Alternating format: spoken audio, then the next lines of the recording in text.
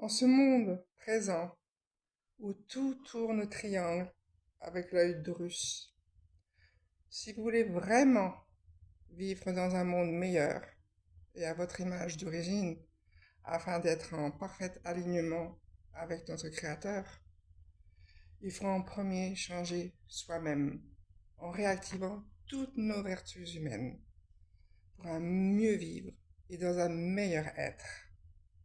Non, nous n'avons vraiment plus le choix de combattre le mal qui fait rage en ces temps apocalyptiques. Nous devons absolument réactiver toutes nos vertus humaines oubliées. Donc, aujourd'hui est un rappel sur la bienveillance. Celle-ci se définit comme une disposition altruiste, et cette dernière est bien une valeur, puisqu'il englobe à la fois la bonté, la générosité, l'empathie et encore le dévouement. Et dans ce monde où l'individualisme règne en maître, l'altruisme est en voie de disparition. Pourtant, celle-ci vise une attention authentique portée aux autres et caractérisée par le respect, l'empathie et la volonté de soutien inconditionnel. Qui n'a jamais eu envie de tomber dans de bonnes oreilles? Également, la bienveillance, ce n'est pas vouloir faire le bonheur d'autrui à sa place et selon sa propre vision sur ce dont le bonheur veut dire, car chacun a sa propre définition du bonheur, bien sûr. C'est aussi accueillir les émotions de l'autre comme valables, tout en exigeant qu'elles s'expriment d'une façon qui ne mette pas les autres mal à l'aise. Alors, comment ressentir ces pensées bienveillantes? Eh bien, quand elles amènent à ressentir une émotion positive, celle-ci peut être de l'amour dans un élan qui vient du cœur et qui pourrait se concrétiser afin de prendre soin de son prochain.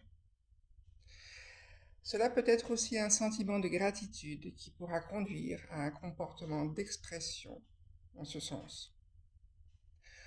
Comment attirer la bienveillance? Bonne question. Pour propager celle-ci, il faut aussi adapter ses propres attitudes et ses comportements en ce sens, en étant à l'écoute des autres, en faisant preuve d'ouverture et de flexibilité, en encourageant les autres à faire de même. On peut montrer l'exemple à son entourage aussi. Et comment savoir si on est bienveillant? En général, ces personnes bienveillantes sont à l'écoute. Mais il ne suffit pas d'écouter pour entendre. Il faut surtout comprendre le point de vue de l'autre et pas nécessairement pour le contredire ou dire autre chose de ce qu'il avait en tête avant même qu'il ne prenne la parole. Alors, quelles sont les qualités d'une personne bienveillante? En général, elles sont plutôt calmes et reflètent un art de vivre tranquille.